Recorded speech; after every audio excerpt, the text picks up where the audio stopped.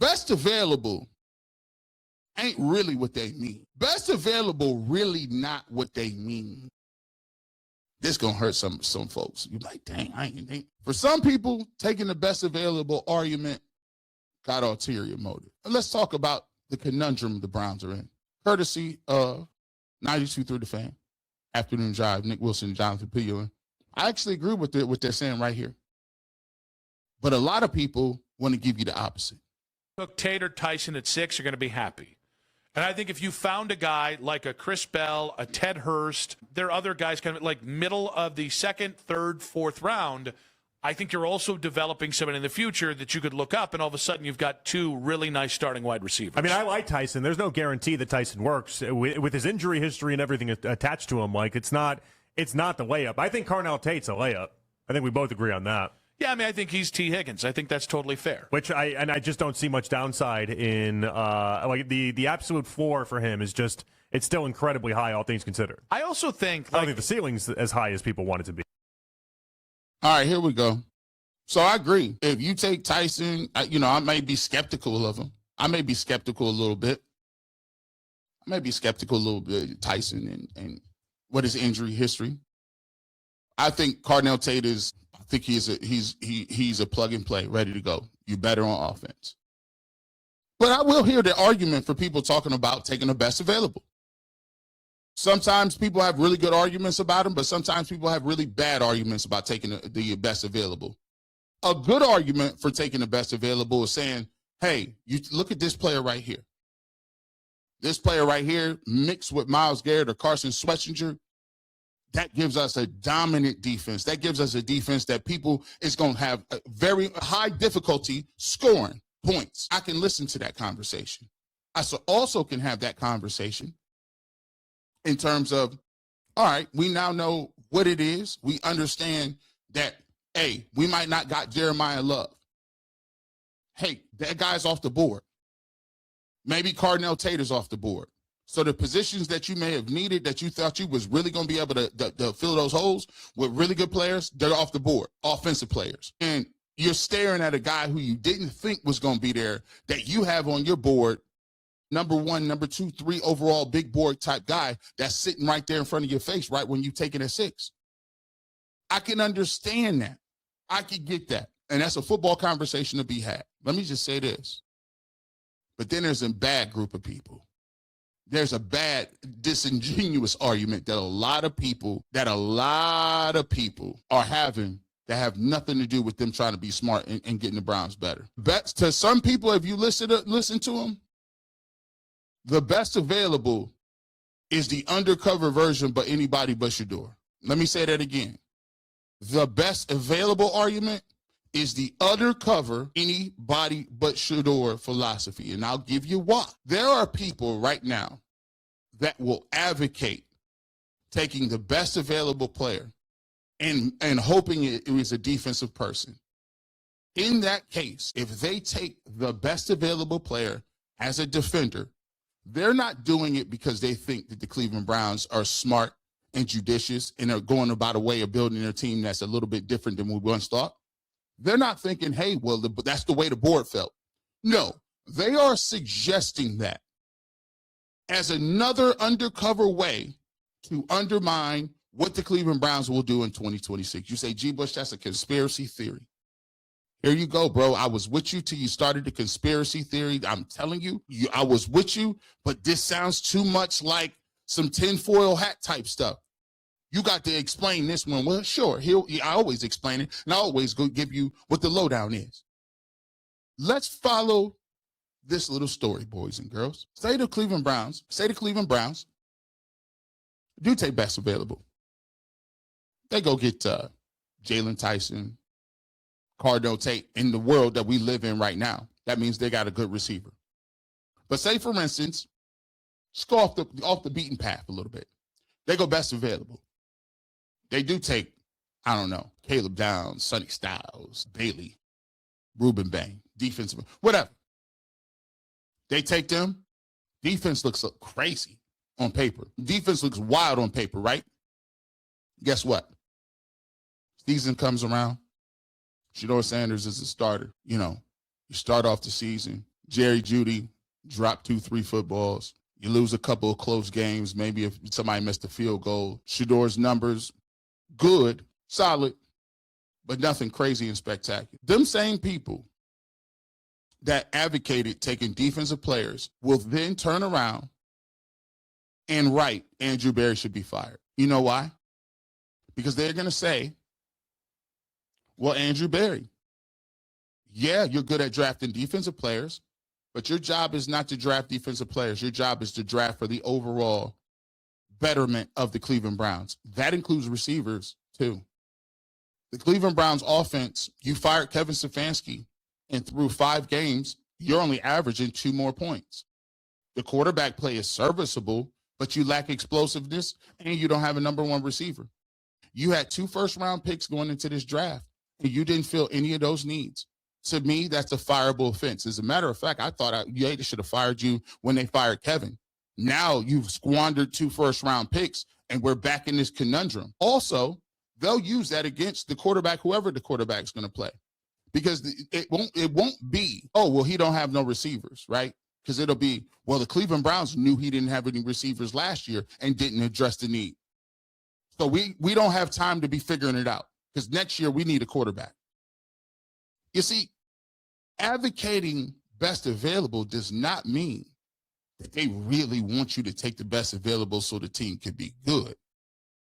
They're advocating you take best available so they have an end card to get you up out of here. They want to trick you out of your position, because they're going to turn around and use that same logic to then write, you knew what the needs were and you neglected it. You knew you said in your own press conference that offense needed to be addressed, and you've done neither. They'll then use that against Todd Monken if the offense don't look great. Well, Kevin's offense was, listen, Kevin did this in his first year. Todd's offense isn't. You see, sometimes you got to watch what people suggest, because they be really suggesting a lot of things that really don't really be getting you to where you need to go. These are the same people that suggested that you should have Kyler Murray and Malik Willis and Anthony Richardson and Ty Simpson giving you the greatest hits list. They still mad that you didn't bring those dudes in. They advocated that you should have, what's the name, Kenny Pickett starting. I think Kenny is a young, stop. So don't think when somebody tell you take best available, they being smart. No. Best available is, let me go ahead and offer this up to you and see if you're a sucker and take it. Because if you do draft a defensive player, there's 2 things that you got to understand. He better be cold. He better be an impact player. That defense better be top 3. And on top of that, you hoping Shedeur Sanders take a huge step, and that step is dependent on Jerry Jeudy being Jerry Jeudy of not last year but the year before. Cedric Tillman miraculously showing up and doing something. Maybe you get something out of Jamari Thrash and Isaiah Bond and turn himself into an elite playmaker. You want to trust that? You want to count on that? Because I'm here to tell you, they're not going to give you the benefit of the doubt. I'm letting the Browns, listen, these folks, they already big mad. That's why I hope you do what you're supposed to do. Finish your breakfast. They big mad that you done doubled down and you kept the whole quarterback room. They big mad Kevin Stefanski done got let go. They big mad that Jimmy Haslam to move the stadium to Brook Park. They mad about everything, all of it. You got 2 first-round picks. They don't care. Kick them picks down the road and get me something in 27. And by the way, lose as many games as you can so I can get me a new quarterback, a new head coach, and get rid of this GM. That is what best available means to some people. Boy, we moving along. 10-16. We making great time tonight. We making great time today. Before I get to, I want to do something real quick. Before I get to my thesis statement, you stick around. This right here, Todd Monken offer. If you want to know how this thing layers up, say, dang, G. Bush, you talking like you done been in the lab with Todd Monken. I said, nah, I ain't been in the lab with Todd Monken, but you know what I do know what Todd Monken is? I know exactly what he gonna do. And we're gonna go over some film, and we're gonna go over why this guy is going to be able to do certain things and what to expect. That's what I enjoy the most. Let's get to what you came. Now, I've been doing this series. About what Todd Monken's offense is. And the reason I do this is because, you know, I got tired of talking about like things that don't necessarily be true. Like there's too many cliches going on right now. And one of the things and one of the problems that I had when I'm talking about the game of football is we've gotten so far left to where people can just throw stuff out there and you're like, bro, that's not what it is, bro. You're not about to be just throwing that out there. Like that's not even accurate. Like football has to do with X's and O's. It has to do with certain things. And one of the passions that I have for doing what we do at the Barbershop is because I try to give you a, like, not saying that you don't understand. I'm just trying to bring it to light so that when somebody says certain things like, you know, let's look at the quarterback statistics and say that the quarterback was trash or the running back wasn't no good. And these people is telling you this from a position of nobody, and you ain't never even seen a running back. How you never tackle nobody, ever? You ain't never had to tackle a person. You ain't never ran fast in any direction for more than 3 seconds in your life. You ain't never had, like, those things to me are things that matter. And so sometimes what I want to do is I want to show you and debunk and let you know what football is about. Last week, we showed you how Todd Monken plans on using tight ends and their alignment to get it done in the run game and the pass game. Well, this week, we're going to talk to you about motion. We're going to talk to you about the different positions that he places guys. But first, we got to set the table. We got to set the table. It's about creativity. You say, G. Bush, what are you talking about? See, football, and this is the thing that I've been drilling down on for a very quite long time. Football is not about knowing what positions people go or what moves you can make or what the rules are. For far too long, we've boiled football down to those basic things and it's surface level. But what I've been studying for the last 5 years is what I really wanted to know is why are certain coaches more successful than other coaches?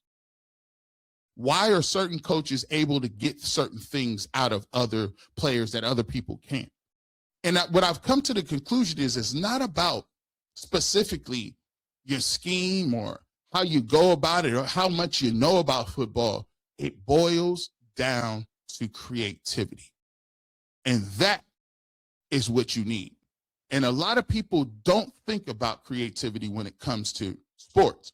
They think of creativity when it comes to other things. But creativity, you need creativity in everything.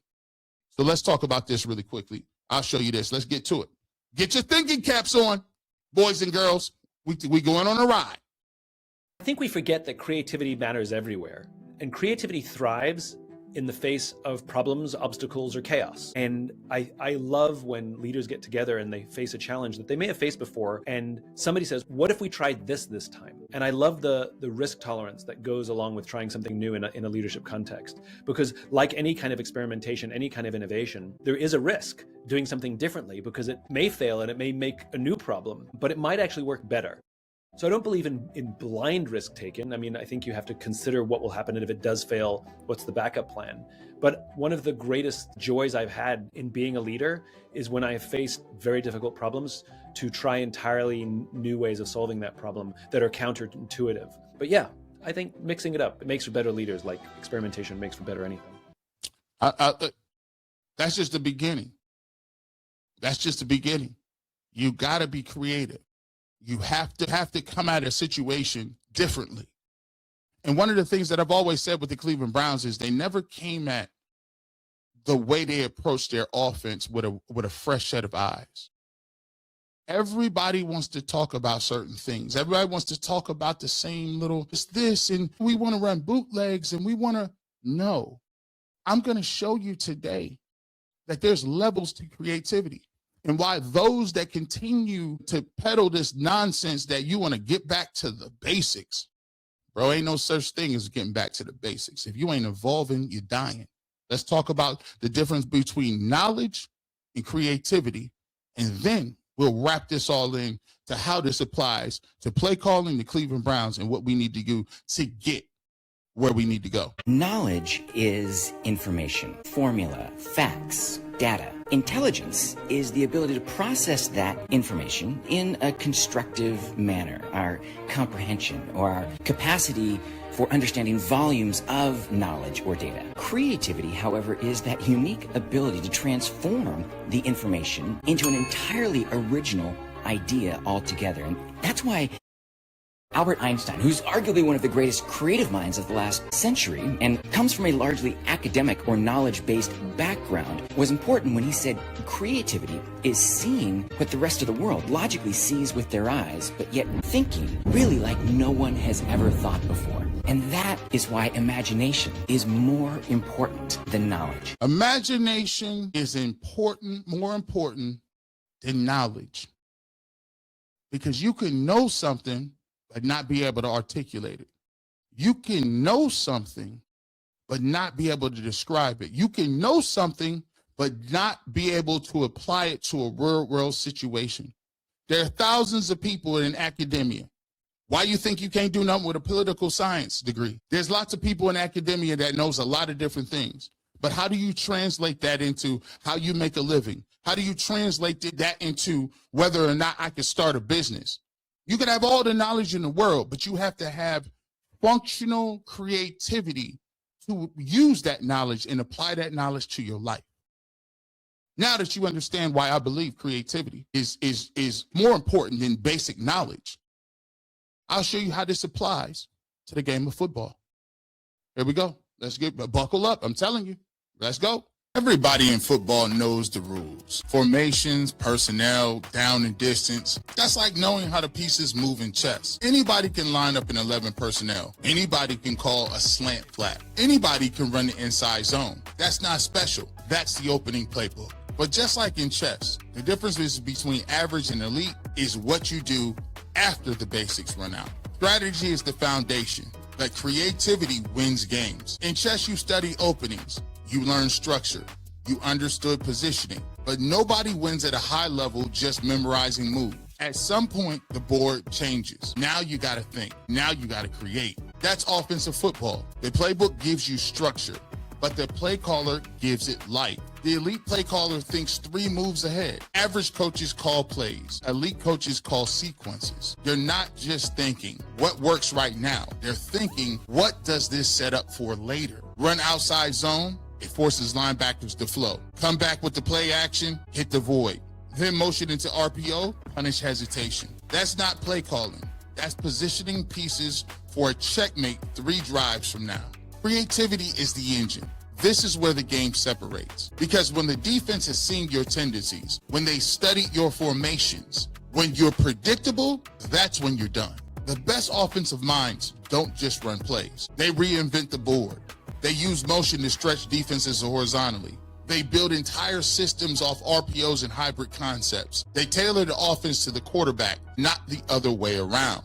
That's like sacrificing a bishop to open up the entire board. It might look unconventional until it breaks everything. Innovation makes talent look better than it actually is. This is the part people miss. Creative play callers don't just win games. They develop players faster, because when your scheme is innovative, you simplify reads for young quarterbacks. You manufacture space for average receivers. You create angles for running backs that don't exist in basic systems. Now that rookie doesn't look lost. Now that mid-tier roster looks explosive. Why? Because the coach isn't asking players to win one-on-one every single play. He's creating a schematic advantage. Great coaches use scheme over brute force. Football used to be about lining up, being tougher, winning physically. Now it's about spacing, timing, and decision-making. RPOs force defenders into conflict. Motion forces communication. Outside zone stretches the field until it breaks. That's chess. You're not overpowering your opponent. you're outmaneuvering them. Anybody can learn the rules. Anybody can memorize a playbook. But the elite, they just don't play the game. They reimagine it in real time. Because in football, just like chess, strategy sets the board. But creativity, that's how you win. That's how it's done. That's how it's done. Just like chess. You know all the moves in the world. Yeah, but what happens when you get outside of that scripted 15 plays and they already know what you're running? Then it becomes whether or not you're creative enough to be able to imagine on the fly. So when I look at offense and I talk about why it is that I believe that Todd Monken is able to do what he's able to do, and it's going to be put Shedeur Sanders in the best position to do that, it's the reason why a lot of people can't see it. Because they're panicking and scared. Remember, they're scared because they think, how is he going to get more than 5 wins? Watch this. Let me show you. Listen, I don't play nothing. I don't play anything that does not have meaning. Remember that. I don't play nothing that don't come back to something. Even my shows is layered. Like play callers should have they play sheet layered. Scary, Andy. Honestly, I don't know. I don't know how you put that heat on a new head coach and say, "Hey, we expect to win more games." Really? Really? Okay, let's see it. Good luck. Because all the free agent quarterbacks who you might have thought could come in and improve this, they're gone. They're on. Remember what I said. Great play callers develop faster. Because what great play callers do is they don't ask and leave it up to a player to win one-on-one physically just because they're bigger, faster, stronger, or better talented. Nobody can do that in the NFL. When you're not creative and you're asking somebody to win one-on-one every play, that's not successful. Guys are too good. What he's counting on is, I know you're a good athlete, but the way I'm going to position you, where I'm going to put you on the chessboard, and the way I'm going to launch this attack is different. See, sometimes it ain't about who got the most weapons. Sometimes it ain't who got the biggest guns or bazookas or missiles. You see, back in the day when the United States took L's in the wars that the United States lost, go back and watch Vietnam. Did the Viet Cong have more weapons? No. They had home field advantage. They had great tactics. We're going to hit and run. We're going to hide in our caverns. We're going to make sure we're going to create guerrilla warfare. And that has been replicated in every other foreign war that has one superior superpower with bigger arsenal, more men, more might. You can't beat somebody who has a better strategy. So when you got a worse team and you may not have the best talent, guess what you do? It comes down to your scheme and what you can get. But if you don't understand that principle, if you don't have the principles and foundations of what it is and how offense really works and how football really works and how these are different places you can get things out of people, you'll never understand. You'll be scared just like that. You'll be confused. How are they supposed to do this? Well, I'll show you how they're going to do it. That's why you come over here to get with the barbershop, because we're going to show you exactly. I just don't say it. I just don't say it. I don't just tell you what I think.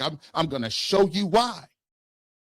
This is the difference. You may not agree with what I'm saying, but I'm going to give you layers to the game. The same way I'm asking for layers that you're going to run an outside zone, then run play action, then run a boot, and then we're going to keep RPOs moving. I'm going to show you something, come back and layer. I layer my shows that way. So let me just tell you how Todd Monken goes to do it. I showed you how he's going to utilize the tight ends. Let me show you the way he utilizes. Let's get to this. We cooking. I know. I know. For some people, you just want receipts. I know. Some people just want receipts, but you can't just have receipts all the time. Sometimes you got to sit down and digest this. Let me show you this. Todd Monken's use of eye candy. What is eye candy? Coming up next week, I'm going to tell you about the way offensive football and what it has to do with Sir Isaac Newton and gravity. That's next week. But I got to set this one up first, right? Let me set this one up. Next week, I'm already going to tell you what it is. Gravity is everywhere, including football. But let me show you how he uses this eye candy, right? Let's go back to the University of Georgia. Let's go back to the University of Georgia. Formation is a favorite of Monken's. At Georgia, they use it a lot. Now, remind you, if you were here last week, we talked about formation and how you line up. We talked about this stack formation and how he utilizes it a lot. Now, we're going to tell you what bells, whistles, motions, tricks, different things that he has in terms of creativity out of this formation. Here we go. Here we go. Let's get to it. This close slot trips open formation is a favorite of Monken's. At Georgia, they use it a lot. They have a lot of tags, a lot of different plays run out of the same formation. This is not an uncommon formation at all. It's just that I think Monken's pretty creative out of it. What'd he say? Watch this play. What'd he say? He's just pretty creative. See, it don't matter. It don't matter what you line up. Look, there's rules that say how many people have to be on the line of scrimmage or it's a penalty. There's rules that say what you can do specifically and how you line up. But the true genius comes from, yeah, you can line up anywhere, but what do you do? What are you doing out of that? And then we'll break it down a little bit, and we'll look at some others that are like it. First, I want to look at the route and the quarterback's progression. See, this is why I love this. Now, we talk about eye candy, right? As a defender, see, this is one of them things. Guys, you know what I'm talking about. You ever been out to eat somewhere?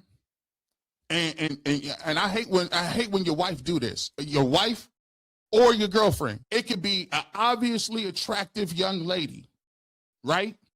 And that obviously attractive young lady walks close to you and your wife or significant other. Now, here's the problem I hate.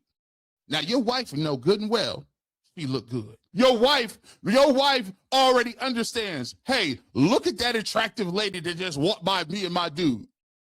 Instead of her acknowledging it, she gonna look at your face and look to see if you notice that she attractive too. Look, I'm only talking to the guy. I'm telling, hey, fellas, you know what I'm talking about. Fellas, you know.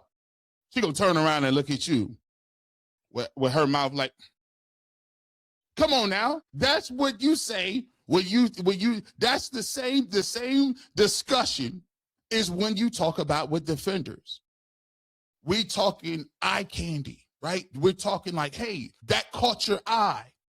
And what happens when something catches your eye and you ain't supposed to be watching it? You get caught, you slip it. So now, watch how he uses this orbit. Watch how the running back moving. Watch how the alignment. Watch how the tight ends route. Watch how the backfield motion. All of these things are distractions. All of these things are distractions. And what you need to figure out is if that distraction is real, if that distraction is a real threat, or if it's a decoy, or if it's just something to distract you. Because when you think long, you think wrong. And guess what? Instead of you reacting on defense and getting downhill and hitting the guy in the backfield or reading your keys and getting to what you need to do, you're worried about the play action. You're worried about the running back's motion. You're worried about the motion and the tight end and everything like that. D-Skull, you know what I'm talking about. I'll be looking right at you in the face. I'm like, man, don't look at me. You know, like, you the one, look, you know this too. How you get mad at me? Rosie over here is still looking mad at me like that. She like, you better tell him I don't do that. And then the check down is the back, releasing to the flat at the bottom of our screen. This play popped up at least once in 5 or 6 of the games I watched from Georgia this year. It begins with a fake toss and an end around by the number 3 receiver to this side. You can see that this toss and the slide motion of the offensive line pull Oregon to that side. You can see that everyone's actively involved in the fake. This quarterback is excellent in terms of ball skills and play fakes. You can see the tailback raising his arms. along with this fake toss right there. Attention to detail. You see how everybody is carrying out the fakes. And one of the things that Todd Monken is going to preach is, guys, carrying out your fakes is not just something that we do. Carrying out the fake is part of the play. If you watch this play, when they snap it to him, they're faking the toss, right? That's holding these linebackers. That's holding these people. And then they're saying, okay, we got to freeze here. But now the orbit motion from the running back, that is also giving them something to worry about. And what it does, it gives you a couple extra steps. It gives you a couple extra feet in order to throw the ball, in order to get to your progressions. And that is how you can scheme open things. That's where the quarterback and his progression come into play. He's going to read, as I said, first his vertical, go away from it. The tight end, after taking on blocks at the line of scrimmage, comes open on a cross. Watch it again. Now, think about this. This is tough because notice that the tight end at the bottom of the screen is initially blocking. He's blocking for 3 to 4 seconds before he releases out into the pattern. That gives a false positive that says it's a run play to the defender. And then when we check and release, so 2 things happen. I then give you an opportunity to stay in, and I could block, so I could give you more time to hit the receivers or see people downfield. I also give them a false positive in terms of what is it, run or pass. So now this guy is like, oh, he's blocking. I'm good. It's a run play. Let me go check the running back. No. This is a check release. Now he's off into the path. Wide open. Same play design, same formation versus LSU. A little different in that they motion the number 3 receiver in. We then see the same orchestration work its way out, the same slide protection, leaving this end man on the line of scrimmage unblocked. They're going to bring the wing across the formation to protect that edge. We see the same play fake in terms of this toss. Same fake from the tailback, raising his hands with the number 3 receiver extending his arms as if he's going to receive the toss. And we see the quarterback go through his progression. He's reading vertical, then he's reading cross, and then he's going to find the number 3 receiver coming to the flat. You can see ultimately that's what he does. Easy yards. Same play and formation. Easy yards. Raising his hands. Now notice this right here. Same fake from the tail design, same formation. So notice what we talked about layering. It's the same formation. It's the same pattern, but they give you just slight variations. Before, they caught the tight end on a deep over route after he was blocking. Now they bring a guy in motion. Now you say, oh, it's the same play. No, slightly different variation. Now we run in motion, right? And instead of now we looking to get the deep over route from the tight end, we check it down to the running back, and now he's in space one-on-one, and we expect our guys and Quinshon Judkins and whoever it is to catch this football and give us 8 yards. Now think about it. You are now scheming guys open where you ain't lining them up. You're bringing guys everywhere. A little different in that they motion the number 3 receiver in. We then see the same orchestration work its way out, the same slide protection, leaving this end man on the line of scrimmage unblocked. They're going to bring the... They leave the end man on the line of scrimmage unblocked. And what they really do is, if you leave him unblocked, what you're actually doing is you're nullifying and actually taking him out of the game. Because if he's unblocked, he has to make a decision. Do I think it's a run? Do I think it's a pass? Do I think it's the quarterback that's going to move? No. So he's basically sitting here. If you watch this defensive end, he's just sitting here in no man's land because they leave him unblocked. That's another creative way to stop rushers. One of the things that you do this is if you got a bad left tackle or you got a speed rusher, make that speed rusher make a decision. And this is another wrinkle that you can do to help your offensive football team out. Across the formation to protect that edge. We see the same play fake in terms of this toss. Same fake from the tailback, raising his hands with the number 3 receiver extending his arms as if he's going to receive the toss. And we see the quarterback go through his progression. He's reading vertical, then he's reading cross, and then he's going to find the number 3 receiver coming to the flat. You can see ultimately that's what he does. Same play and formation versus Tennessee. Tennessee plays this very well. You'll see the end man go out and take the flat route. You'll see a safety come downhill, take the flat. Now, the same variation, same situation. Now let's see what happens when people cover it up. I love the fact that this is, you're giving them the same look, but you're running different stuff. This side, the tight end is covered. The quarterback takes his first read here. As I said, you do see a safety come downhill here, and that's probably why he takes this shot vertical. Again, we see all the same bells and whistles in terms of this fake toss and the end around. The reason why the reason why I picked this play is because I guarantee, and when you see it during the season, when you see this happen, you're going to say, dang, G. Bush talked about that play before we even got to it. Trust me, this play right here is going to be a deep shot with Isaiah Bond from Shedeur Sanders. They're going to run this same play, the same action, and they're going to, if that safety jumps up and runs up here to stop the play that we just saw, they're going to take the deep shot over the middle of the field, and Shedeur Sanders throws a beautiful deep ball, especially between the hashes. He threw it twice against the Chicago Bears, and even the trajectory and where he's throwing this football is something that you guys should be watching for. And they do a good job of covering it up, but I picked this play specifically just because I see this play, and this is what happens when people try to stop this. This is the extra that comes off of that. And formation versus Tennessee. Tennessee plays this very well. You'll see the end man go out and take the flat route. You'll see a safety come downhill, take the flat to this side. The tight end is covered. The quarterback takes his first read here. It is. There it is. As that's I said, the shot play you look for. Safety come downhill here, and that's probably why he takes this shot vertical. Again, we see all the same bells and whistles in terms of this fake toss and the end around.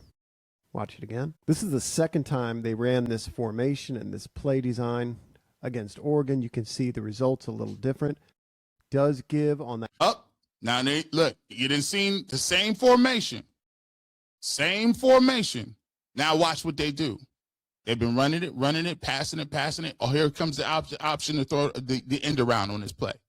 Malachi Corley runs the end around very well. He ran it this season. The reason I picked this play is because when they was running jet motion with him, he has good vision. He's able to get upfield. He did that a lot during the season. This is a play where you can see in Malachi Corley, they've been running different other variations of this. They've given the ball to the tight end. They've thrown the deep shot, which you may see to Isaiah Bond. They've thrown the ball to Harold Fanning Jr. Hey, they threw the ball to Quinshawn Judkins in the flat. Here's where we're coming back to. Now, you guys been stopping that. Here's the last wrinkle, and what we're going to do is same end around motion, but now we give it to the guy in motion. Against Oregon, you can see the results a little different. Does give on that end around to the tight end, the number 3. Should be mentioned that the tight ends are really, really exceptional, really special at Georgia.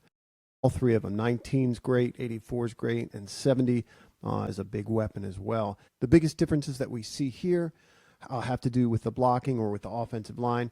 The tight end on the line of scrimmage is just going to block off the ball.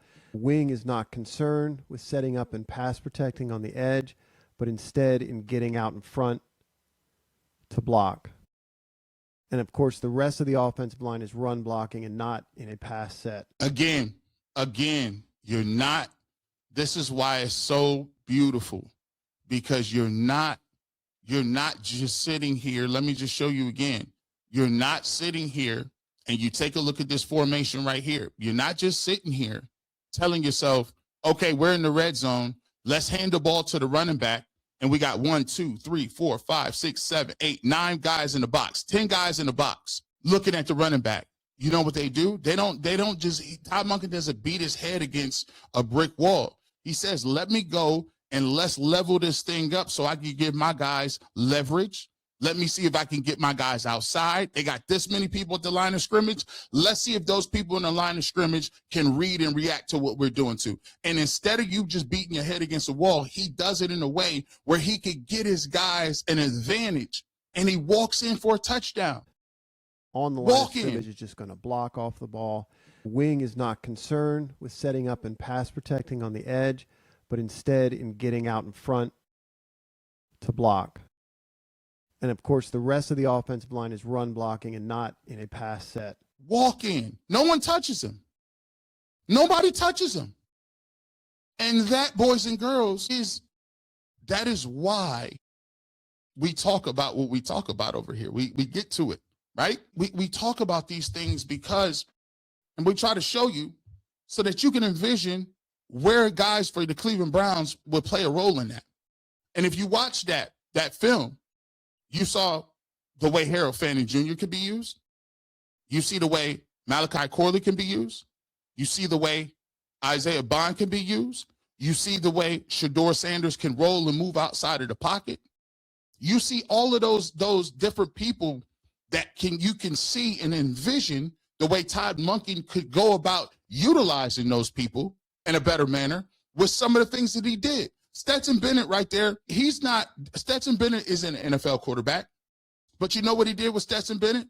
He made sure Stetson Bennett understood, hey, you don't have the greatest arm, you don't have the greatest feet, you're not the biggest person in the world, but what we can do, we can make sure that you carry out your fakes, because carrying out the fake right now ain't gonna fool somebody. But guess what? In the fourth quarter, it might. When the defensive lineman is tired and when they run it sideline to sideline, my coach used to always say, fatigue makes cowards out of everybody. And now that fake can freeze you, a defender, long enough so that you can get the ball off, or that fake can take a guy completely out of the play.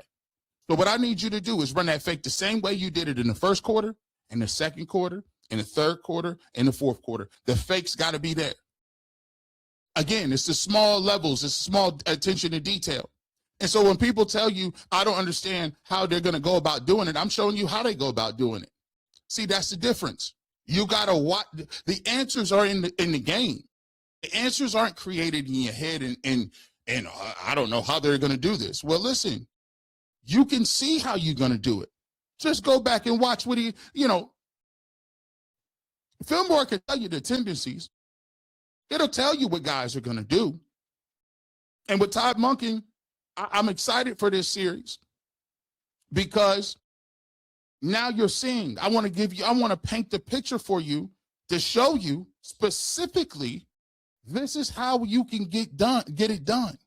So when people keep telling you the Browns going to win 4 games, the Browns going to win 3 games, the Browns, I don't know how they're going to get this. They got the worst quarterback room in the world. The most fatal flaw in football is doing this, is boiling down the game of football to whether or not you think this quarterback is a top 5 quarterback. Football isn't run by saying we got a bottom 5 quarterback room. There's been so much conversation about bottom 5 quarterback room or not in the top, not in this. When you could really talk to yourself and say, why do you believe that? How do you get better at that? And what do you do to maximize the guys you do have in your room? And that is what this series is about. Next week, we talk about it. I'm a big person into science, as you can see. Sir Isaac Newton, gravity. We'll give you a gravity and tell you why offensive football and motion carries gravity. I think we had some fun. We're going to be back same place, same time next week. You know what we do. Next week, we talk about gravity, Isaac Newton, and Todd Monken's playbook. Boy, I tell you, we got some things cooking. Don't forget, coming up, Final Cut Wednesday, me, Earl the Pearl, and special guest. You might know him from being with MGK. Cleveland's own, Doe B. Doughboy is in the building. He will be talking about the Cavs. We'll talk about the Guardians. We'll talk about mostly the Browns in the NFL draft, and we'll do it in the way we do it. Continue to support. Let us know. With that being said, you never know what G-Bush might show up. Radio, television, internet. But if you want a fresh cut on sports, I keep the Clippers with me. Have a great rest of your evening. And as always, you know how we give it up. Go Browns.